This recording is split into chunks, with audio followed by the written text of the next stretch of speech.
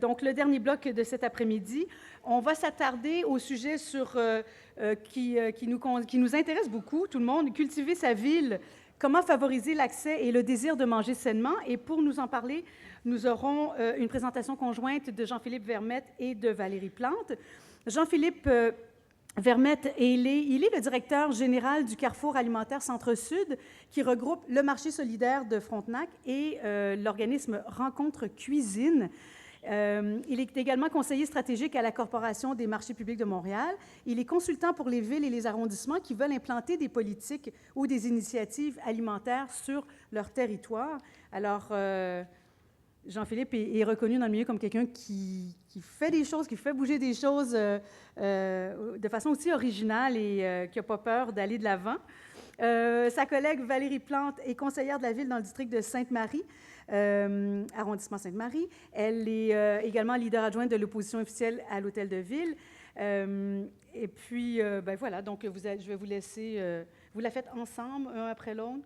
Parfait. Jean-Philippe commence. Très bien. Alors voilà, ça y est, sa présentation. Merci. Je vous laisse le micro parce qu'il a un autobus à prendre après. Donc, on va tout de suite passer à la période de questions et ensuite, on enchaînera avec les présentations suivantes. Merci beaucoup. Ça va bien tout le monde? Bon, parfait. J'ai un autobus à prendre parce que j'habite à Dunham. Je ne sais pas s'il y en a qui viennent de la Montérégie, mais Dunham, c'est un petit village en Montérégie où on a un super beau projet d'agriculture urbaine avec une école primaire et la résidence pour personnes âgées. Alors, pour ceux qui croient que l'agriculture urbaine, c'est juste à Montréal puis à Québec que ça se passe, je vous dis non. Même dans des villages de 3000 habitants, on en fait, puis c'est merveilleux. Alors, aujourd'hui, je ne vais pas vous parler de Dunham, je vais vous parler de notre expérience à Montréal, plus particulièrement dans le quartier Sainte-Marie. Mais avant ça, je vais juste faire un petit crash course d'agriculture urbaine. J'ai eu le plaisir de cofonder, il y a 7 ans, l'école d'été en agriculture urbaine à l'UQAM avec mon collègue Éric Duchemin. Puis là, le cours dure une semaine, c'est-à-dire que je ne vais pas m'éterniser. Aujourd'hui, je vais juste vous présenter les grandes lignes. Alors, à Montréal, qu'est-ce que ça veut dire l'agriculture urbaine? C'est plus de 128 hectares en culture, plus de 8000 parcelles de jardins communautaires, près d'une centaine de jardins collectifs, des milliers de jardins individuels, 11 entreprises agricoles, 369 ruches, 3 champignonnières, au moins un poulailler communautaire, plusieurs plantations de houblon pour la bière du 375e et une récente étude avait montré que, commandée par la Ville de Montréal, que 42 de la population montréalaise pratique l'agriculture urbaine. On n'est pas tous agriculteurs, là. Le petit plant de basilic sur le balcon est inclus dans cette statistique. Alors, il ne faut pas croire qu'on s'autosuffit et que le pont Champlain ne va pas être reconstruit. Alors, c'est quoi l'agriculture urbaine? On essaie depuis des années de trouver une définition un peu consensuelle de ce que c'est. J'ai marqué là, un peu la définition qui m'apparaît, dont plusieurs chercheurs aussi, qui nous apparaît la plus probante. L'agriculture urbaine est pratiquée en ville ou à sa périphérie, puis les produits sont majoritairement destinés à la ville. Puis qu'est-ce qui est particulièrement intéressant, c'est pour laquelle il existe une alternative entre l'usage agricole et non agricole des ressources, alternative qui ouvre des concurrences, mais aussi des complémentarités. Puis souvent, on voit les concurrences. Moi, dans mon village, je siège sur le CCU, puis on a la Commission de protection du territoire agricole entre le développement immobilier puis les zones agricoles. Des fois, surtout en ville, il peut y avoir des complémentarités entre l'agriculture puis la densification du territoire, puis on va pouvoir revenir sur ce sujet-là. C'est pour ça que dans, mettons, une cour arrière, un jardin peut être une alternative à un gazon. C'est-à-dire l'usage agricole devient une alternative au non agricole, et ce n'est pas juste tout le temps du bâtiment, mais aussi pour l'utilisation d'autres plantes non comestibles. Alors, voici la merveilleuse fresque de l'agriculture urbaine par mes collègues et amis Fabien Wegmuller et Éric Duchemin, qui nous dit un peu la multifonctionnalité de l'agriculture urbaine. En fait, l'agriculture urbaine, comme on l'a dit tantôt, une dame sur la santé, là, je pense, ça a plein de vertus, puis on va les voir un peu plus en détail. Alors, on est à la SPQ, là, ça, je me suis dit, on va commander par la sphère santé. Ça améliore la souplesse des articulations. Ça, c'est vrai. Penchez-vous une couple de fois par jour, vous allez voir, ça s'améliore. Ça travaille son équilibre aussi. Il y a des gens là, qui croient qu'être dans un champ ou un jardin, C'est un peu comme faire du yoga, c'est-à-dire vous le pratiquerez. Ça brûle des calories. Puis ça brûle les calories dépendamment de l'effort physique. Vous allez dire, bien là, si j'arrose mon plant de basilic, brûler des calories, peut-être que j'exagère peut-être un peu, mais allez bêcher votre jardin là, compacté en sol catégorie C, là, en arrière de chez vous, dans Rosemont-Tipoterie. Vous allez voir, ça fait dépenser des calories et ça participe à réguler son poids, prévenir le diabète, sans compter la consommation de fruits et légumes frais, sans herbicides, sans pesticides, en raison là, de la loi interdisant les pesticides et herbicides sur le territoire, mis à part le Muséum Nature et les terrains de golf. L'aménagement urbain, ça, c'est une des caractéristiques qui m'est le plus à chair, c'est le conflit d'usage de l'espace en ville. Souvent, les urbanistes et les aménagistes vont dire l'agriculture, c'est fait pour être pratiquée en région, en ville, on met du bâti, puis on va diminuer l'étalement urbain en densifiant la ville. Oui, mais est-ce qu'on veut une ville que densifiée et la majorité de nos parcs sont construits sur des anciens trottoirs? Nous, qu'est-ce qu'on dit? C'est qu'il y a des possibilités, qu'il y ait des complémentarités entre la densification et l'agriculture. On pense juste au toit vert.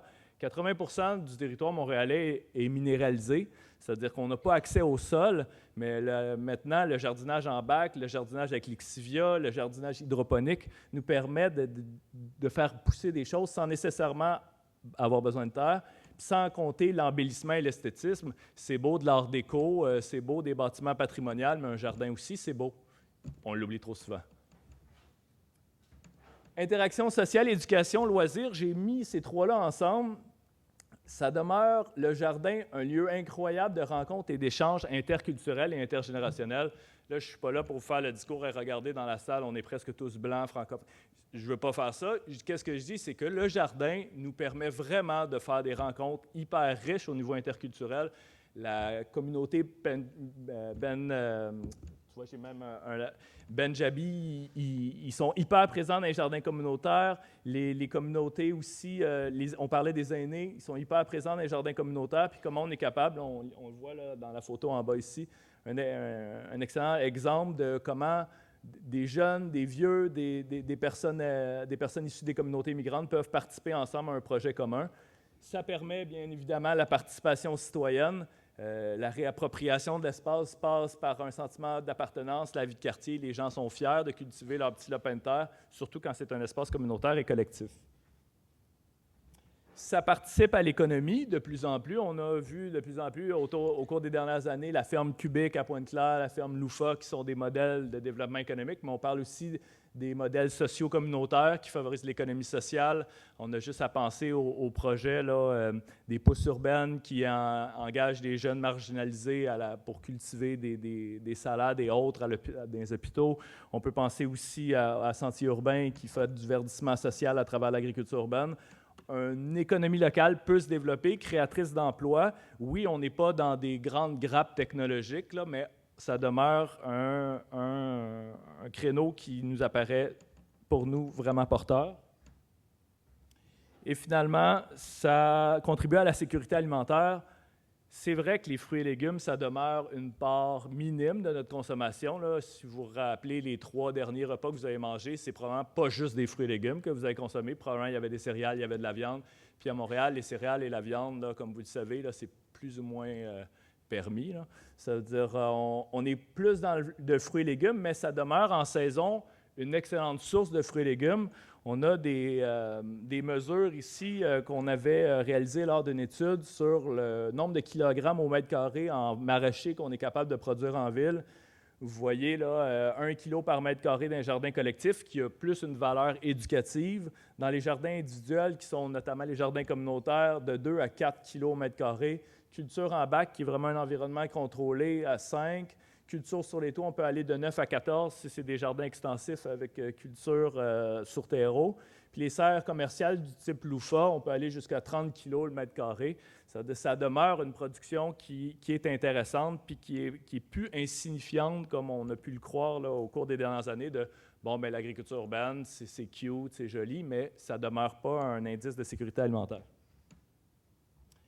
Et les composantes environnementales, c'est vrai que le verdissement autre que les plantes potagères permet des gains environnementaux. On pense à la diminution du ruissellement Comme je disais tantôt, 80 du territoire est minéralisé. On diminue les eaux de chaleur par le verdissement. Mais une des composantes de l'agriculture urbaine qu'on ne retrouve pas dans le verdissement et qui est hyper importante, c'est la diminution du kilométrage alimentaire, comme vous le savez. 2500 km d'un aliment pour arriver à notre assiette. On est à moins un peu pour le maraîchage, mais ça demeure que moins de camions en ville, moins de circulation, moins de kilomètres pour arriver à nos éléments. C'est un bénéfice environnemental vraiment considérable, puis qu'il ne faut pas oublier. Là, je vais laisser ma collègue, Valérie Plante, nous parler de pourquoi elle a décidé d'embarquer dans le mouvement, et je suis très content qu'elle participe. Oui, merci beaucoup, Jean-Philippe. Je vais baisser ça un petit peu. Je suis très contente d'être ici. Moi, je suis nouvellement élue depuis 2013 avec l'équipe de Projet Montréal et j'ai la chance d'être dans l'arrondissement de Ville-Marie, dans le district de Sainte-Marie. Alors, je ne sais pas s'il y a des gens de Ville-Marie dans la salle. Non. Ah, une personne. Et Sainte-Marie, plus spécifiquement, là, c'est le district qui commence à peu près à Papineau et qui se rend jusqu'au métro Frontenac, jusqu'à la bordure d'Hochelaga-Maisonneuve, de Sherbrooke jusqu'au fleuve Saint-Laurent. Pourquoi je vous dis tout ça? Parce que ça va aider un petit peu la mise en contexte. Mais ce que je souhaitais vous dire et pourquoi je suis heureuse d'être ici, c'est que, comme élue, quand j'ai été élue, tout de suite, j'ai vu le grand potentiel, j'ai vu l'opportunité qu'il y avait à saisir en travaillant au niveau des stratégies alimentaires dans Sainte-Marie. J'ai eu la chance de rencontrer Jean-Philippe, mais je dois dire que dans le quartier, il y a énormément d'organismes locaux qui ont à cœur toutes les questions qui touchent l'alimentation. Et je pense que c'est ça mon message, moi, comme élue cet après-midi, c'est de vous dire, l'alimentation, c'est vraiment une stratégie gagnante qui vaut la peine de développer. Et je vais vous montrer quelques exemples de qu'est-ce qui peut être fait, mais également les pour et les contre, mais pas tant les contre que certains défis qui peuvent être associés à ça. Alors, au niveau, quand on parle d'approche transversale, ce que je voulais vous dire, en fait, Jean-Philippe en a parlé rapidement, mais pour une élue puis pour l'administration, pour l'arrondissement de Ville-Marie, travailler au niveau des stratégies alimentaires, c'est fantastique parce que ça touche à tellement de choses en même temps. Oui, l'alimentation, mais comme on le dit, ça touche également le verdissement. Il faut savoir que dans l'arrondissement, dans le district de Sainte-Marie, il y a énormément d'îlots de chaleur, beaucoup de grands terrains qui sont laissés vacants. Alors, de pouvoir faire l'agriculture urbaine, ça contribue justement au verdissement. Au niveau de l'alimentation, eh bien, il y a des déserts alimentaires dans le district de Sainte-Marie. Il n'y a pas beaucoup de commerces de proximité. On a une épicerie. On a maintenant le marché solidaire Frontenac qui est aux portes du métro Frontenac. Mais ce n'est pas toujours facile d'aller chercher des aliments frais dans le district de Sainte-Marie. Également, au niveau de l'aménagement, bien, ça aussi, c'est une plus-value que de penser à aménager des jardins, par exemple, dans le district. Alors, ça amène vraiment une très belle... Ça contribue également à la qualité de vie des citoyens. Et j'aimerais dire également que ça soutient également le tissu social du district de Sainte-Marie. On doit, la population moyenne du district est socio-économiquement moins favorisée. On a 5 écoles primaires et une école secondaire et au primaire, c'est à peu près 70 des élèves qui profitent d'aide alimentaire. Donc, c'est quand même très important. Et le fait d'avoir des projets comme ceux-là, bien, en fait, on en a plein de projets. Je pense que tantôt, je vais vous donner des petits bonus des projets qu'on a. Jean-Philippe, je pensais que tu allais faire des surprises. Là, il va pouvoir les faire après. Donc, voilà. Et puis, donc, ce que je vous disais, c'est que ça contribue à l'inclusion sociale, à la réinsertion sociale et également à l'éducation parce qu'avec nos petits, eh bien, avec eux, on peut faire du travail d'éducation et même jardiner. L'approche constructive et positive, bien, parler d'agriculture urbaine avec les citoyens de tous les âges, bien, c'est gagnant. C'est quelque chose qui contribue à leur qualité de vie. Donc, quand on l'insère dans nos projets, Ça marche vraiment très bien. Et comme conseiller municipal, parfois, on a des dossiers qui sont plus confrontants. Par exemple, quand il est question, est-ce qu'on va construire du logement social ou des condos, on s'entend, ça crée plus pas nécessairement de grogne, mais il y a des débats qui s'enclenchent. Quand on parle d'agriculture urbaine, c'est somme toute très positif et les citoyens et citoyennes sont très, très favorables à ce genre de projet. Est-ce que je parle trop vite? J'essaie de vous garder réveillé, c'est bon? Non, c'est pas ça. Ah, voilà, je l'ai. Sinon, vous pouvez le faire juste par ici. J'en ai juste 3. Pour ce qui est des défis, alors, comme je le disais, nous sommes l'arrondissement de Ville-Marie, c'est le centre-ville, c'est ici où on se trouve et au niveau des terrains, c'est très, très, très dispendieux. Donc, on a de très belles idées, mais souvent, on se retrouve avec cette contrainte-là, c'est-à-dire qu'on ne peut pas acheter les terrains ou ça devient très difficile. Les terrains sont aussi, dans certains endroits, se font plus rares. Et bien sûr, je ne vous parle pas de la contamination. Heureusement, maintenant, on peut faire l'agriculture en bac, donc ça peut venir pallier à cette problématique-là, mais il reste qu'à Montréal, tout est pas mal contaminé. Au niveau des dossiers à gérer de front, là, encore une fois, je vous parle de ma perspective de conseillère de ville, c'est-à-dire que moi, je suis heureuse d'être la porteuse de ballon dans mon arrondissement quand il est question d'alimentation et d'agriculture urbaine, mais je dois également faire avec d'autres problématiques qui sont aussi très importantes et parfois plus urgentes, si je peux dire, en termes de sensibilité. Alors, en étant dans Ville-Marie, je parle bien sûr d'itinérance, de lutte à la toxicomanie, ça peut être également au niveau de la prostitution, de l'habitation et de la mixité sociale. Donc, même si c'est des projets qui sont intéressants et rassembleurs, on doit quand même faire avec ce genre de situation. Je suis à peu près convaincue que pour ceux et celles d'entre vous qui sont des conseillers de ville, vous avez toutes vos problématiques également dans vos arrondissements qui peuvent parfois faire en sorte que c'est difficile d'arriver avec ce nouveau dossier là, de l'agriculture urbaine qui est somme toute également assez nouveau. Et ça m'amène à la dernière phrase qui est un des défis, c'est définitivement de convaincre que l'agriculture urbaine et l'alimentation, ça peut être une compétence municipale. Dans nos budgets actuels, il n'y a pas rien qui est dédié, il n'y a pas d'enveloppe qui est dédiée à proprement dit à l'alimentation. C'est plutôt c'est en travaillant avec la direction de la santé publique et bien sûr au niveau provincial qu'on a des enveloppes dédiées. Alors, il faut faire preuve de créativité pour réussir à faire financer des projets d'agriculture urbaine.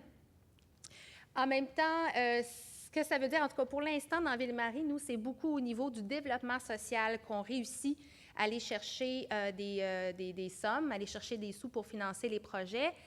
Et à ça doit se greffer, c'est un avantage, mais en même temps un défi. Il faut aussi qu'on y greffe les travaux publics, parce qu'évidemment, c'est eux qui font la job de bras, si je peux dire, et également la division de l'urbanisme. Donc, c'est une force parce que ça veut dire que c'est un projet qui touche à plein de différents secteurs, mais en même temps, le défi, c'est que tout le monde en voit, par exemple, la pertinence et soit prêt à mettre de l'eau au moulin, moi c'est ça, dépendamment, encore une fois, de toutes les priorités qui existent. Qu'est-ce que je voulais vous dire? Oui, au niveau également des projets qu'on veut développer en agriculture urbaine, c'est le cas à Montréal, c'est pas nécessairement le cas partout, mais il y a toujours cette tension qui existe entre la volonté des arrondissements versus la ville-centre. Donc, il faut que ça cohabite. Alors, par exemple, la notion, au niveau de la ville, on travaille à développer une politique alimentaire qui serait, on sait que c'est le souhait que nous avons, mais il pourrait y avoir aussi dans certains arrondissements qu'il y ait cette volonté-là. Alors, comment on va arrimer une politique alimentaire dans un arrondissement versus une politique alimentaire qui serait à la grandeur de la ville? Je n'ai pas vraiment toutes les réponses. En fait, je ne les ai pas, mais c'est un travail qui est déjà en place et qui va être intéressant à faire. Et moi, je souhaite que ce soit une source d'inspiration, en fait, qu'on puisse utiliser peut-être les arrondissements comme des laboratoires pour des politiques alimentaires qui pourraient servir peut-être de meilleures pratiques pour une politique ville. Qu'est-ce que je voulais vous dire donc également? En fait, mon dernier point, c'est que Étant donné que les arrondissements et même la ville, on n'a pas nécessairement d'argent dédié pour l'agriculture urbaine, là où on peut agir, c'est vraiment au niveau de la réglementation.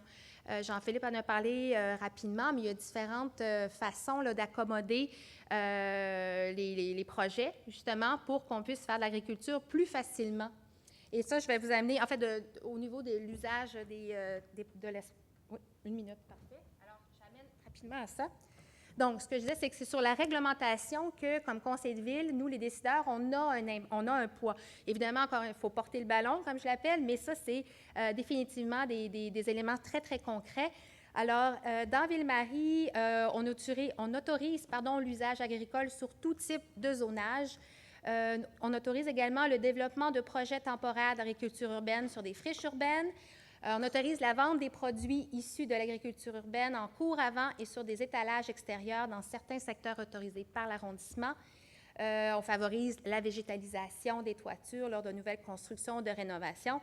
Et finalement, on tend à améliorer le pourcentage de plantes comestibles dans l'aménagement de l'espace public et dans la distribution de fleurs aux citoyens du quartier. Chaque année, là, c'est samedi prochain, l'arrondissement distribue plantes et fleurs à tous les citoyens et citoyennes qui se présentent dans 3 points de distribution. Alors, c'est toujours un beau moment où on donne un petit coup de pouce aux citoyens. Là, je suis allée vraiment vite, mais... Restez là, mais en fait, donc, mon message, encore une fois, c'est que pour les élus, pour les décideurs, c'est vraiment une opportunité à saisir parce que ça profite à tellement de monde et c'est sur du très, très long terme. Et moi, c'est ce que je souhaite, c'est qu'une fois, si je ne suis plus en politique, bien, je pense que c'est des projets qui vont continuer longtemps. Puis ça, c'est vraiment intéressant, très stimulant.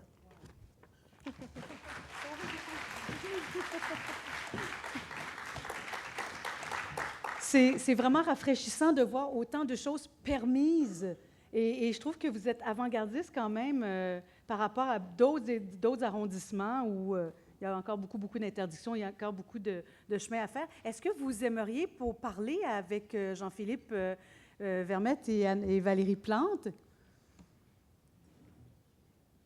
Oui, allez-y. Il me semble que vous avez parlé de projets à venir, là, de nouvelles. Oui, là. Dites-nous quelque chose. Vous n'avez pas le droit encore? C'est trop... s'il vous plaît. Il faut pas que vous en parliez à personne, c'est ça? Il faut que ça reste entre nous. Non, mais moi, je veux en parler dans veillaction.org. Là, ça va être instantanément dans notre fil Twitter, là. Alors, non. Oh. Bon. Vous ne pouvez pas. Pouvez-vous nous donner une idée de ce que ça concerne? Tous ces gens vous entendus jusqu'à la fin de la journée pour vous entendre. Je dis ça comme...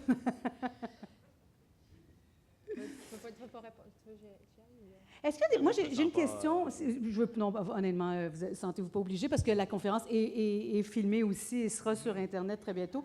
Okay. Difficile que ça reste entre nous. Mais on se demandait tout à l'heure avec d'autres collègues du domaine de la santé, qu'est-ce qu'on peut faire pour vous aider, vous, les élus, à faire avancer vos causes? Parce qu'on aimerait tous avoir un Jean-Philippe Vermette et le cloner et faire pousser les idées, tout ça, mais y a-t-il des choses qu'on peut faire pour vous aider quand vous présentez ces projets devant vos collègues? C'est une excellente question, parce que comme je disais, moi, j'ai eu la chance d'arriver dans l'arrondissement, puis déjà, ça bouillonnait. Oui. Donc, pour moi, et la force, c'est que ça vient vraiment des différents organismes communautaires et des citoyens. Donc, comme citoyens, j'aurais tendance à dire d'en parler, puis de vous mobiliser pour en parler à vos élus. C'est aussi simple que ça, parce que les élus, c'est comme ça qu'on fonctionne. Les projets doivent venir de la base et de l'énergie qui bouillonne, là. Donc, c'est assez simple. Hein? Je n'ai pas de recette magique, mais c'est de travailler avec les gens autour de vous, puis de demander, peut-être avec les écoquartiers aussi, ça peut être un bon Donc, ce n'est pas de rapport étoffé sur des paix, sur des tablettes dont vous avez besoin. Vous avez besoin que les gens communiquent entre eux, qui en parlent, puis qu'ils expriment des volontés d'agir. Jean-Philippe? Oui. Oui, on a la chance Oui, madame. Allez-y. J'ai une question. Vous avez parlé de l'effet de l'agriculture urbaine sur les villes, verdissement, etc. Mais Pouvez-vous parler du contraire, c'est-à-dire l'effet de la pollution et des villes sur l'agriculture urbaine, sur les produits de l'agriculture urbaine? Vous avez parlé tantôt que tout était contaminé à Montréal. Alors, qu'arrive-t-il avec les aliments qui sortent de là? Ben oui, on veut pas faire peur aux gens, puis on n'est pas tous des Monique Beausoleil, là. Tantôt, tu as dit, Monique Beausoleil, c'est quelqu'un qui travaillait à Santé publique, qui a fait les études toxicologiques pour la fermeture des jardins communautaires, puis à Montréal. Puis tout est par la gestion de risque. T'sais, à l'épicerie, là, vous feriez des études toxicologiques sur les fruits et légumes que vous achèteriez chez peu importe, là, je ne vais pas nommer le nom de bannière. Probablement, vous y retrouviez des traces de pesticides, des traces de contaminants, des traces de... On vit dans un environnement pollué, là. On n'est pas absous de cette pollution-là. Puis une des solutions pour être sûr de ne pas acheter des aliments contaminés, c'est qu'ils soient en environnement contrôlé, un peu des fruits et légumes de laboratoire que j'appelle. Puis de plus en plus d'initiatives de fruits et légumes de laboratoire poussent. Les fermes Loufa en est une, la ferme Cubic à Pointe-Claire en est d'autres. C'est des aliments qui sont produits en circuit fermé. Mais tous les jours, on va sortir ici sur la place Saint-Paul, puis c'est contaminé. Nous, qu'est-ce qu'on dit, c'est que les fruits et légumes, qu'on mange les feuilles, mettons les laitues, le kale et autres, vu que la pollution atmosphérique rentre dans les stomates des plantes, ça serait mieux d'éviter ce type de végétation-là, puis peut-être y aller plus avec des plantes à fruits, où ce que le processus de migration de la contamination est plus difficile. Ce n'est pas parce qu'il y a un contaminant dans le sol qui est biodisponible, là, mettons. Puis une fois qu'il est biodisponible, c'est pas sûr qu'il va migrer dans l'ensemble des cycles de vie de la plante.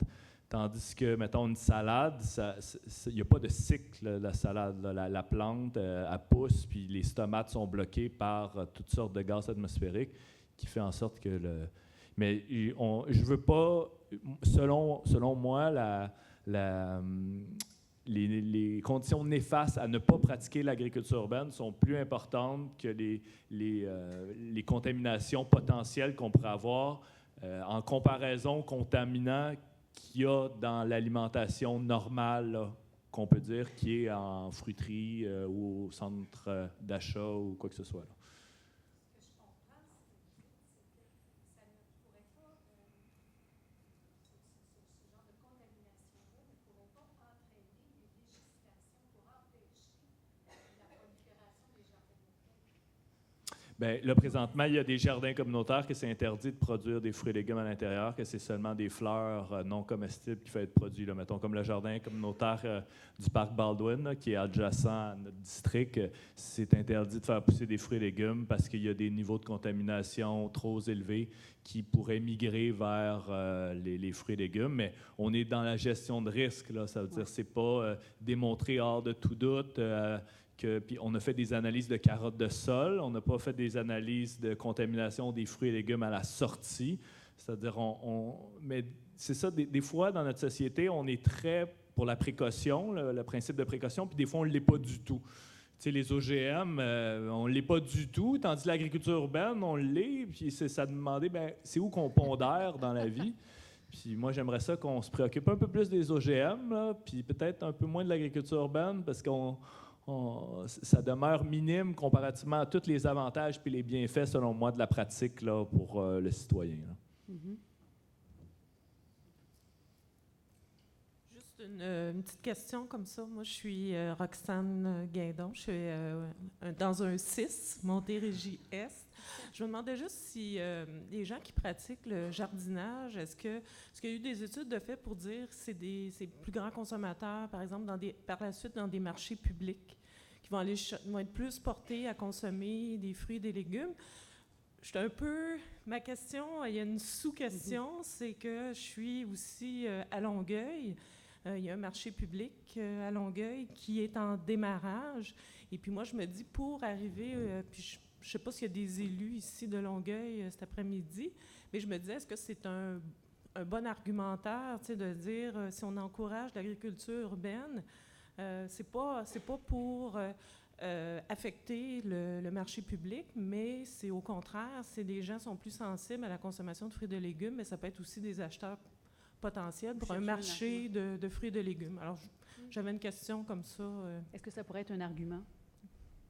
Bien, mais je peux peut-être parler. J'ai justement, hier, transféré un message à Pascal Tremblay, là, ma bonne amie, là, de Geneviève des Urbainculteurs qui vont ouvrir une boutique d'agriculture urbaine sur la rue Saint-Jean, dans le Vieux-Longueuil. OK. Puis j'ai dit, il y a des complémentarités à faire entre l'agriculture urbaine puis le marché public qui, on sait, ne va peut-être pas à la hauteur de... Peu importe, là. Ouais. Et il y a des complémentarités à faire. Puis oui, les gens qui pratiquent l'agriculture urbaine sont plus sensibilisés à leur alimentation. Puis non, on ne peut pas tout produire nous-mêmes, là.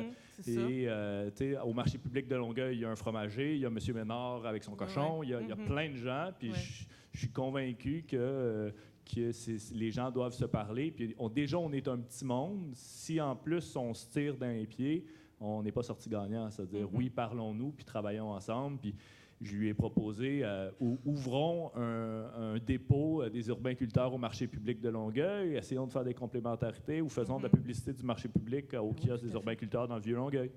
Parce que le marché public de Longueuil, c'est son emplacement, le défi. Il est à l'aéroport Saint-Hubert. Quand ce type de marché-là, dans le Vieux-Longueuil, aurait fonctionné à merveille, on le voit avec le marché d'hiver, là. Mais je veux pas... Il n'y avait pas la place pour le construire là non plus. Bon, ben, merci de l'information. Merci. Je pense qu'on vous remercie parce qu'on voudrait pas être responsable si vous ratez votre autobus. Mais merci infiniment, Jean-Philippe Vermette, Valérie Plante,